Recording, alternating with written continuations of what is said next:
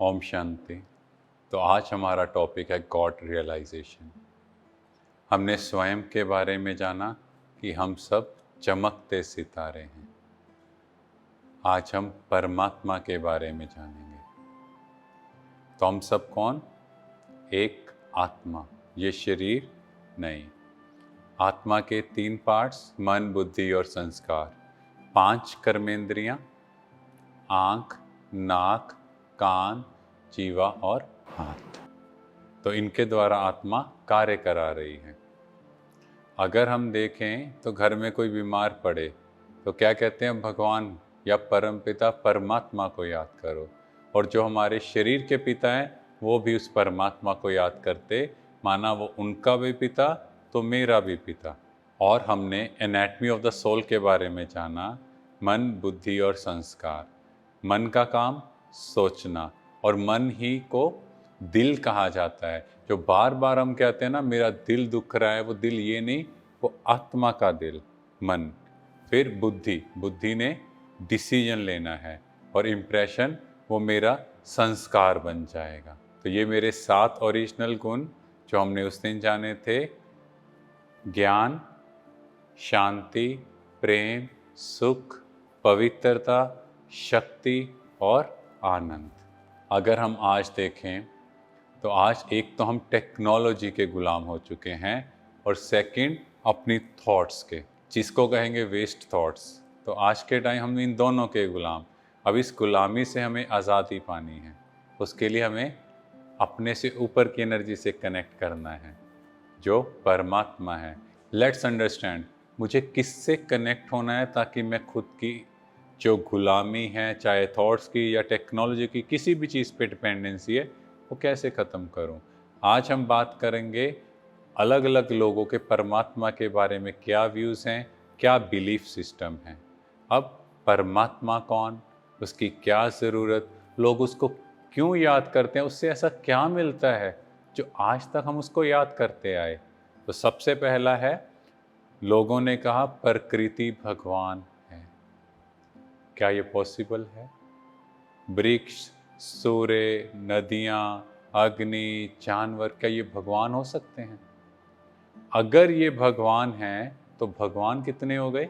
हमने तो कहा भगवान एक है, पर ये तो कितने हो गए?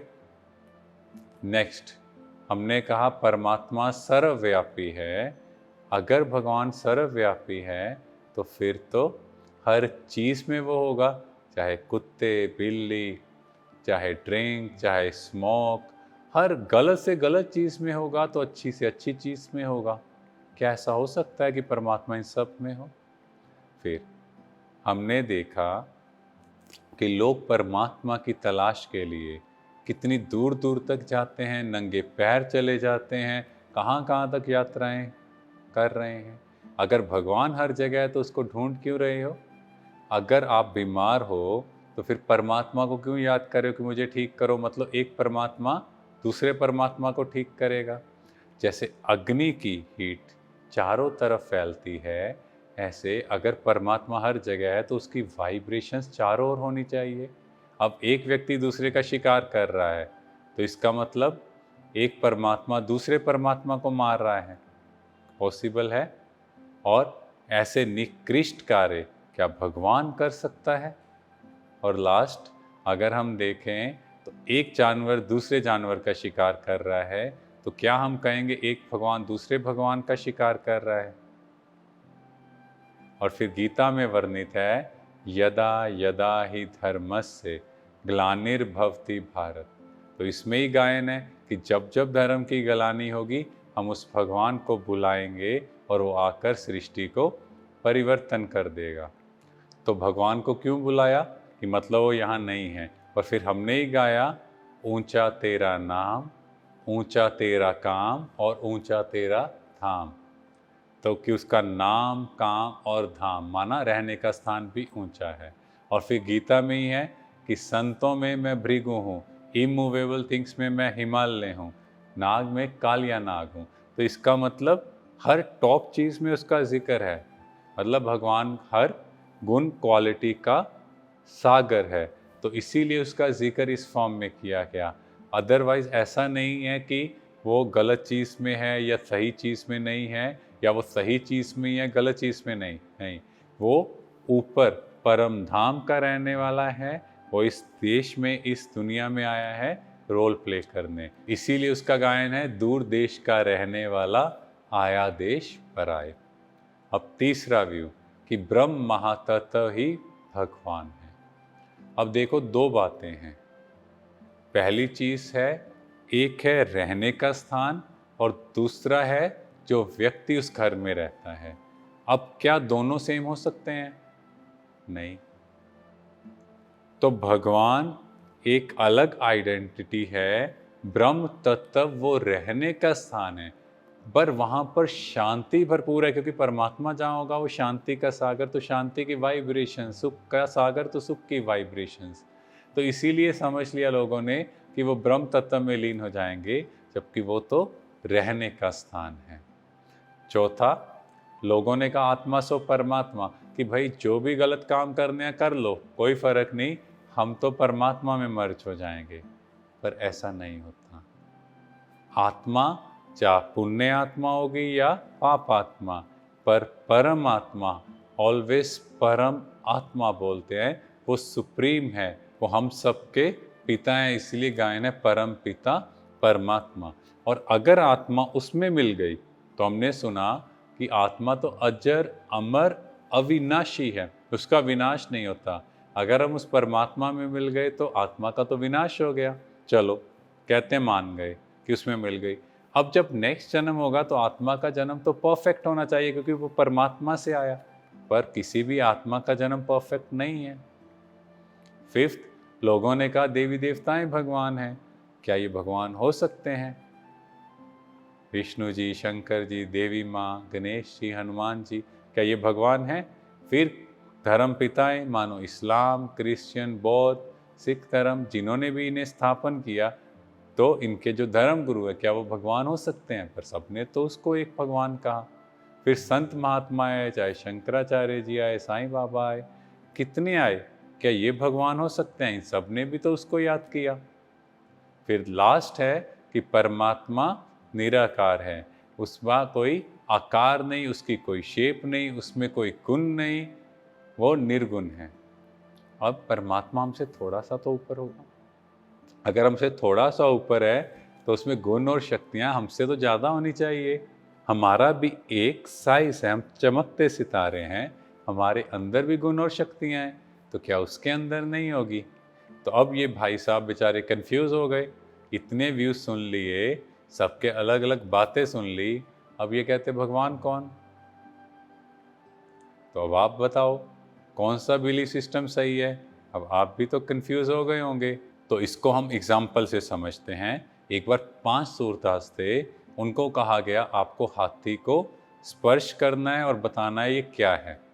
पहले सूरदास ने हाथी की सूंड को पकड़ा, उसने कहा हाथी सांप जैसा है। सेकंड ने उसके कानों को पकड़ा, उसने कहा हाथी पंखे जैसा है। थर्ड ने उसकी बॉडी को स्पर्श किया, उसने कहा हाथी दीवार जैसा है। चौथे ने उसकी पूंछ को पकड़ा, उसने कहा हाथी रस्सी जैसा है। और पांचवें ने उसकी लेग्स को पकड़ा, उसने कहा हाथी खंबे जैसा है। अब पांचों सूरदासों को छठे सूरदास को बताना था हाथी कैसा है। तो जैसे ही उन्होंने बताया तो छठे सूरदास को पब्लिकली अनाउंस करना था कि हाथी कैसा है। तो उसने कहा हाथी बहुरूपिया है, कभी वो सांप बन जाता है, कभी रस्सी, कभी दीवार, कभी खंबा बन जाता है। तो इसी तरह तो हुआ, भगवान के गुण क्वालिटीज अलग अलग हैं, सब ने उसी हिसाब से उसको समझना शुरू कर दिया। पर आज हम जानेंगे परमात्मा किसे कहेंगे, जो 5 कसौटियों पर खरा उतरेगा। पहली चीज, वो सर्वधर्म मान्य हो। सेकंड, वो सर्वोच्च हो। थर्ड, वो सर्वोपरि हो। चौथा, वो सर्वज्ञ हो। और पांचवा, सर्व गुणों में अनंत हो, सर्व शक्तिवान हो। तो लेफ्ट साइड है जो हमने जाने 5 गुण क्वालिटीज, और राइट साइड है जो हमने 6 व्यूज परमात्मा के बारे में जाने, जो डिफरेंट बिलीफ सिस्टम। अब हम एक एक करके सबको समझेंगे, फिर हम मानेंगे भगवान कौन है।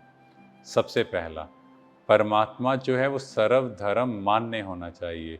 वो हिंदुओं का, मुस्लिमों का, सिख का, ईसाई का अलग नहीं होगा, सबका एक। इसीलिए गायन है, हिंदू मुस्लिम सिख ईसाई है सब आपस में भाई भाई। अब हिंदू धर्म की बात करें तो भारत में महादेव के टेम्पल्स हैं, 12 ज्योतिर्लिंगम गाए हैं, और उनके पीछे वर्ड यूज होता है नाथ और ईश्वर। नाथ का मतलब भी ईश्वर ही होता है। तो पुराने जो ऋषि मुनि थे, जो तपस्वी थे, वो भी उस लाइट पर ध्यान लगाते थे, परमात्मा को लाइट रूप में मानते थे। मुस्लिम धर्म में संग ए अस्वद नूरे इलाही कहा गया। वहाँ पवित्र काबा का पत्थर है। जब मुस्लिम भाई लोग हज के लिए जाते हैं तो उस पवित्र पत्थर को चूमते हैं और कहते हैं, हे परवरदिगार, हे नूरे इलाही, मेरा हज कबूल हो। और उस जगह की 7 बार परिक्रमा करते हैं, और बाहर जाते हैं तो एक शैतान की मूर्ति है, उसको पत्थर मारते हैं और अपने पापों का प्रायश्चित करते हैं। उसके बाद जैन धर्म, जिसमें 24 तीर्थंकर गाए हुए हैं, उनको देवताएं कहा जाता है, और वो याद कर रहे हैं, कहते हैं सिद्ध शिलापति शिव धाम की हमें प्राप्ति हो। और कहते हैं ज्ञान, दर्शन और चरित्र। ज्ञान, स्वयं का ज्ञान मिला तो दर्शन हुआ और चरित्र निर्माण हुआ। चरित्र की बात करें तो अब हमें समझ आए सब आत्माएं हैं, सब अपना रोल प्ले कर रहे हैं और मुझे बेस्ट प्ले करना है। उसके बाद यहूदी और ईसाई धर्म में वो प्रकाश को ही परमात्मा मानते हैं, इसलिए बड़ी कैंडल और फिर छोटी कैंडल दिखाई है। फिर पर्शियन लोग जब ईरान से आए तो वो लोग आग की मशाल वो लेकर आए और वो मंदिर में स्थापन करते हैं, जिसको फायर टेम्पल बोलते हैं, अगियारा। अब जब वो और जगह भी मंदिर स्थापन करते हैं तो वो मशाल वहाँ से लेके जाते हैं और दूसरी जगह ले जाते हैं। और सिख धर्म में गायन है, इक नूर ते सब जग उपजया, माना वो एक लाइट है।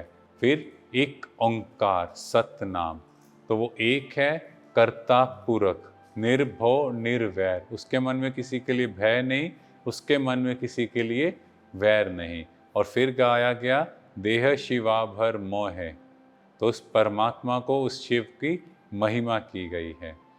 साईं बाबा ने कहा सबका मालिक एक है। और हिंदू धर्म में शिव ज्योतिर्लिंगम, शिव माना कल्याणकारी, ज्योति माना लाइट, लिंग माना स्वरूप। अब देखो परमात्मा क्या है, एक चमकता सितारा। उस चमकते सितारे की पूजा करनी है, नहीं हो सकती तो उसको पिरामिड शेप में शिवलिंग का जैसे हम देखते हैं उस आकार में बना दिया, क्योंकि इस शेप में मैक्सिमम एनर्जी स्टोर होती है। तो परमात्मा का नाम है शिव, जो हर धर्म में निराकार रूप में कहा गया। अब नेक्स्ट पॉइंट है ऑलमाइटी द सुप्रीम पावर। अगर हम देखें वो सुप्रीम पावर कैसे हैं, तो आपने कभी शिव को किसी की पूजा करते देखा है? हर एक मंदिर में शिवलिंग होगा, क्योंकि उनका गायन है देवों के देव महादेव, और देवी देवताओं ने भी उनकी पूजा की। श्री राम ने रामेश्वरम के रूप में, श्री कृष्ण ने महाभारत के युद्ध से पहले स्थानेश्वर के रूप में, और माँ दुर्गा का भी शिव शक्ति के रूप में गायन, कि शिव के साथ कंबाइंड वो शक्ति है। तो इसीलिए परमात्मा को कहा गया वो त्रिमूर्ति रचयिता है। वो ब्रह्मा, विष्णु और शंकर के भी रचयिता हैं। ब्रह्मा द्वारा स्थापना, विष्णु द्वारा पालना और शंकर द्वारा विनाश। तो हर धर्म में इस बात का जिक्र है। हिंदू धर्म में ब्रह्मा विष्णु महेश कहा गया, मुस्लिम धर्म में जिब्रील, मिकाएल और इसराफिल कहा गया, सिख धर्म में इक संसारी, इक भंडारी, इक लाए दीवान, क्रिश्चियन धर्म में गॉड, जनरेटर, ऑपरेटर और डिस्ट्रॉयर। और चारों ही धर्म में अगर देखें तो मतलब तो वही निकला, बात तो वही है। और अब तीसरा पॉइंट, वो सर्वोपरि है। अगर हम देखें वो जन्म मरण से न्यारा है, उसका ना बचपन, ना जवानी, ना बुढ़ापा होगा। और परमात्मा अगर आएंगे तो गीता में भी वर्णित है, वो अवतरण में आएंगे, माँ के गर्भ से नहीं आएंगे। तो शिवलिंग की स्थापना का अगर रहस्य समझे, पहली चीज शिव का गायन है, शिव शंभु, स्वयंभू, स्वयं ही स्वयं का रचयिता। नेक्स्ट चीज, कभी मंदिर के गेट से शिवलिंग को नहीं लाया जाता, हमेशा ऊपर से गुंबद से नीचे लेके आया जाता है कि परमात्मा परम धाम से आता है। और वो कितना निरहंकारी है, अगर आप देखो तो शिवलिंग की जो स्थापना है वो धरती से नीचे होती है। वो इतना निरहंकारी और हम बच्चों को इतना श्रेष्ठ बनाता है, जो हमारी इतनी पूजा होती है देवी देवता रूप में।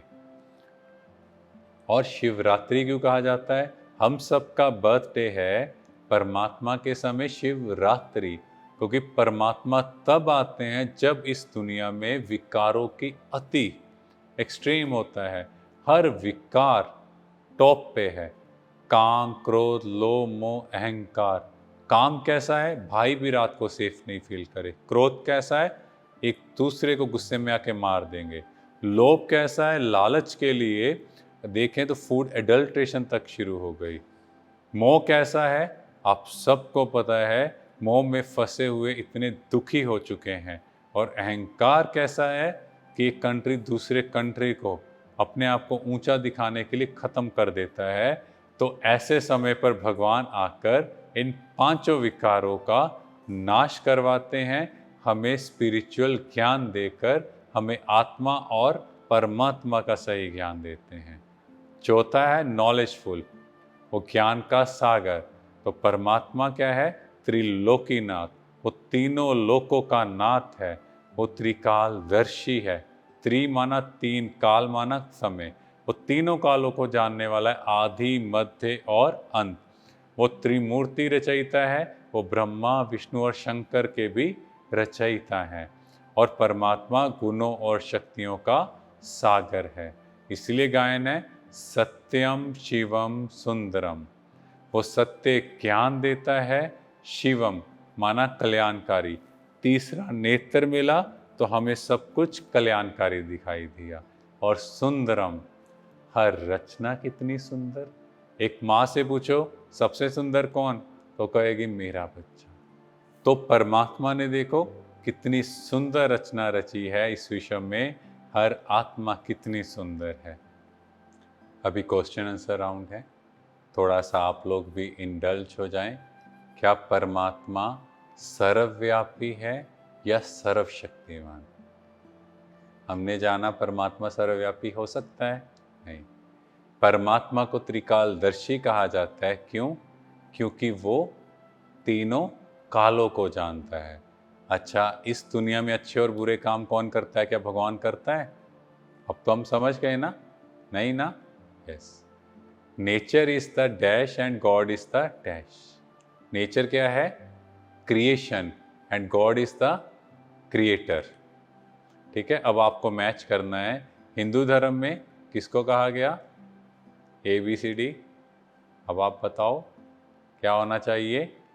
सबको पता है, शिवलिंग, ज्योतिर्लिंगम। क्रिश्चियन धर्म में God is one, God is light. Buddha धर्म में God exist beyond the cycle of birth and death. And Muslim धर्म में बॉडीलेस ऑलमाइटी क्रिएटर है। तो जैसे हम सब इस शरीर में हैं, तो हमारे पिता भी वैसे हैं। पर अगर हम आत्मा की बात करें तो हम सब चमकते सितारे, तो हमारे पिता परम सितारे। पर दोनों के साइज में कोई फर्क नहीं है। वो क्या है? वो गुणों और शक्तियों का सागर, वो प्रेम का सागर, सुख का सागर, अनंत का सागर। वो सर्व गुणों में, सर्व शक्तियों में भरपूर है। वो रहम करने वाला है, हम सबको मनुष्य से देवता बनाने वाला है। अब हम में और उस परमात्मा में क्या सिमिलैरिटीज़ हैं? हम सब निराकार, पॉइंट ऑफ लाइट और चैतन्य हैं। हम में एनर्जी है, अविनाशी है, और ये लाइट है, हमेशा जगती रहेगी। इसको कोई बुझा नहीं सकता। पर डिफरेंस भी तो है ना। वो क्या है? एक है, और हम आत्माएं अनेक हैं। परमात्मा अवतरण लेते हैं और हम माँ के गर्भ से जन्म लेते हैं। वो बिना शरीर के हैं, हम शरीर के साथ हैं। वो बियॉन्ड एक्सपीरियंस, और हम इस शरीर द्वारा बहुत सी चीज़ें एक्सपीरियंस करते हैं। हम जन्म और मरण के साइकिल में आते हैं और वो इन सब से डिटैच है। अगर आत्मा की बात करें तो आत्मा पुण्य आत्मा और पाप आत्मा है। पुण्य आत्मा में देवात्मा, धर्मात्मा, महात्मा, और पाप आत्मा तो पाप आत्मा है। तो नेचर क्या है? परमात्मा की रचना है। परमात्मा शिव इन सब देवी देवताओं के पिता हैं, तो हर धर्म में उसका जिक्र है। चाहे पशुपति नाथ कहा हो, पशु माना जो इंसान पशु जैसे हैं उनका भी वो उद्धार करने वाला हो। अमरनाथ, वो हम आत्माओं को अमर बनाने वाला, क्योंकि हमें सच्चा ज्ञान मिला, हम सब अमर हैं। तो परमात्मा कोई डिग्री और पोजीशन नहीं है कि हम उसको अचीव कर सके। वो सर्वशक्तिवान, वो हम सबका पिता है। वो ब्रह्म तत्व का रहने वाला है, परम धाम से आया अब इस सृष्टि को परिवर्तन करने। अब एक बहुत बड़ा कन्फ्यूज़न है शिव और शंकर में। आज हम उसको समझेंगे। देखो, शिव को हमेशा कहा गया सदा शिव। शिव परमात्माए नमः। शंकर को ब्रह्मा देवताए नमः, विष्णु देवताए नमः, शंकर देवताए नमः। फिर शिव महापुराण का गायन है। तो शिव परमात्मा है, वो point of light. Shankar ji को तपस्वी रूप में, वो तपस्या कर रहे हैं, किसी को याद कर रहे हैं। क्या हम खुद की तपस्या करेंगे? नहीं, उस परमात्मा को याद कर रहे हैं। और शंकर जी की अपनी फैमिली है, पार्वती और 2 बच्चे, गणेश जी और कार्तिकेय। और शिव के लिए देखा जाए, वो परमात्मा के लिए तो सारा विश्व ही एक परिवार है। और अगर हम देखें तो शंकर जी के यहाँ जटाएं हैं और जटाओं को बांधा हुआ है। क्यों? डिसिप्लिन। देखो, जब हमें भगवान का ज्ञान मिला तो हम क्या होते हैं? थोड़े से आलस्य में आ जाते हैं। ठीक है ना, अपना पिता ही है। नहीं, वो डिसिप्लिन। नेक्स्ट, उनकी जटाओं से गंगा बह रही है, पर वो फ्लो देखो रेगुलर, माना आपसे ज्ञान का फ्लो रेगुलर होना चाहिए। फिर यहाँ पर चंद्रमा, अर्थ, ये ब्यूटी की निशानी, माना आपका ब्रेन अच्छी अच्छी बातों को धारण करे। उसके बाद यहाँ तीसरा नेत्र, माना आत्मा का ज्ञान। फिर गले में सांप। सांप किसका इंडिकेशन? विकारों का। अगर हम देखें इस दुनिया में विकारों की अति है, 5 विकार चारों तरफ हैं, पर ये गले में है, आसपास है, पर मुझे कुछ नहीं कह रहे। फिर शरीर पे कपड़े बहुत कम, माना प्रैक्टिस आत्मा की शरीर रूपी देह को भूलने की है। फिर उसके बाद टाइगर की स्किन के ऊपर बैठे हैं, माना कैसी भी परिस्थिति आए आप उस पे हैवी रहो। फिर त्रिशूल कैसे पकड़ते हैं? इस तरह, बहुत हार्ड, माना डिटर्मिनेशन। अगर आपने डिटर्मिनेशन कर लिया कि मुझे खुद को बदलना है, तो वो होना चाहिए। फिर कमंडल, उसको सोने का दिखाया। वो सोने का कमंडल, माना आपकी बुद्धि रूपी बर्तन सोने का हो।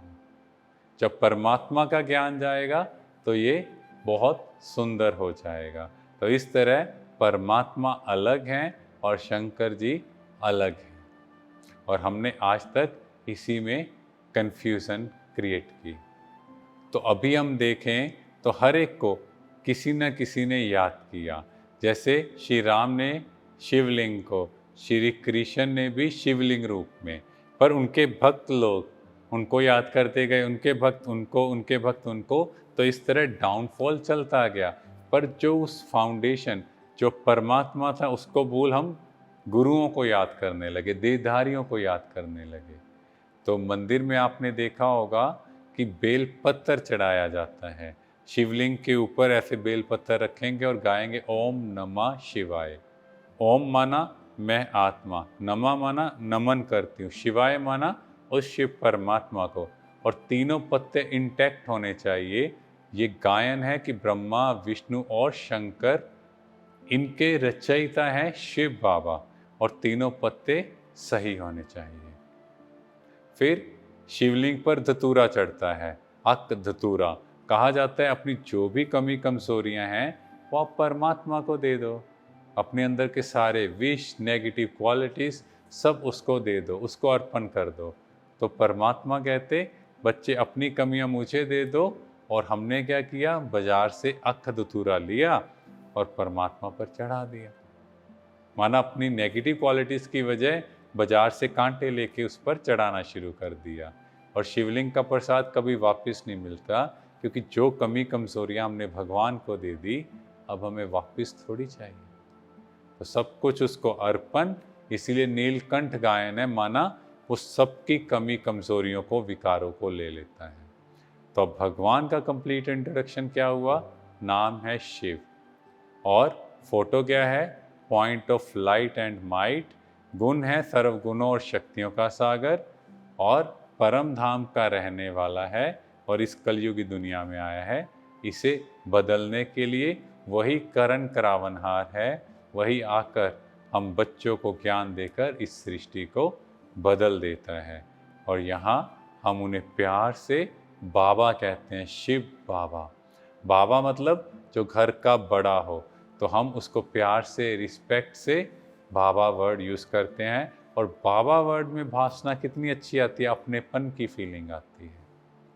तो अभी हम मेडिटेशन करेंगे। ओम शांति। देखें स्वयं को, मैं चमकता सितारा।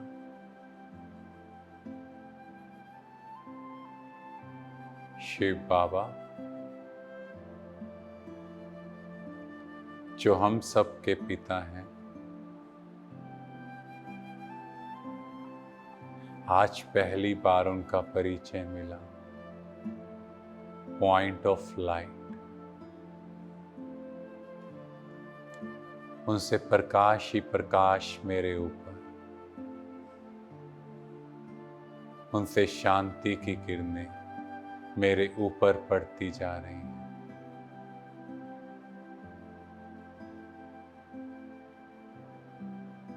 मुझे असीम शांति का अनुभव हो रहा है।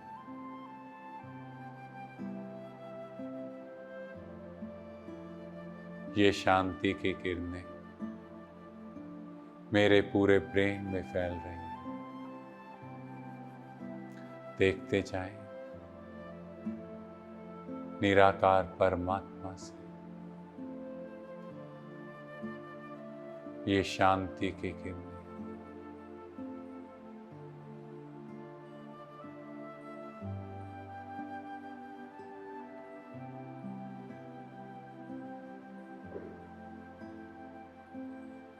मेरा ब्रेन एकदम शांत,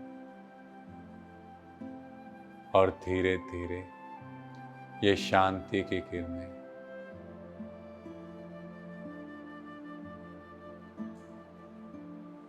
मेरे शोल्डर, दोनों आर्म्स में फैल रही हैं।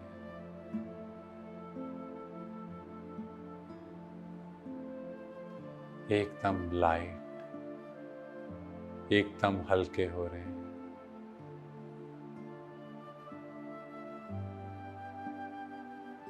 धीरे धीरे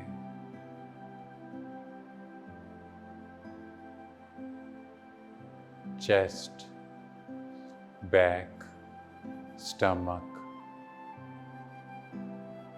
ये शांति की किरणें इनमें फैलती जा रही हैं। देखें ऊपर से नीचे तक इस सफेद प्रकाश, और धीरे दोनों लेग्स, फीट इस सफेद प्रकाश में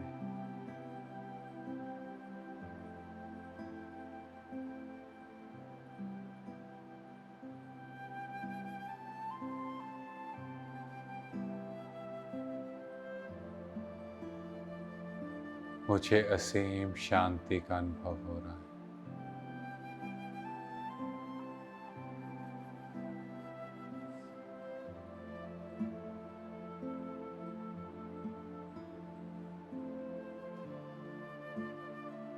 एकदम रिलैक्स होते जा रहे हैं।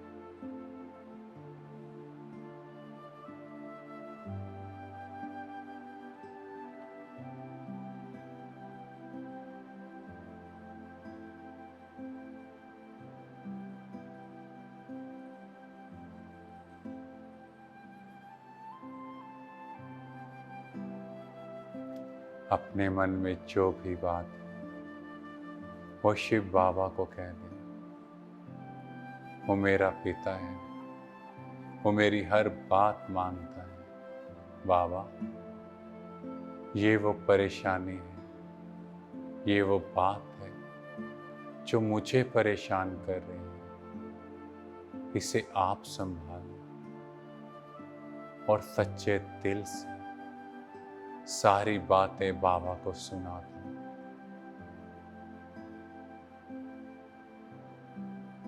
और एकदम लाइट हो जाओ।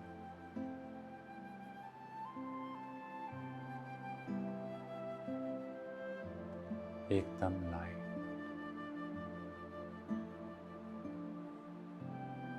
ऐसे लग रहा है जैसे मन के सब बोझ खत्म हो गए। ओम शांति।